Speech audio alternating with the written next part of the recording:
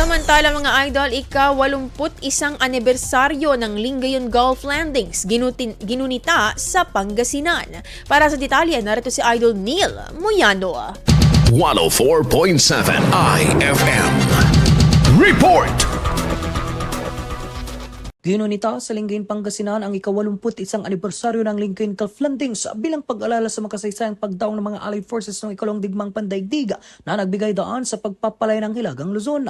Kasabay ng paggunita ang ika-19 na Veterans Day na dinaluhan ng mga World War II veterans, Foreign War veterans at mga kasapi ng uniformadong hanay bilang pagkilala sa kanilang naging papel sa pagtatanggol sa kalayaan at soberanya ng bansa.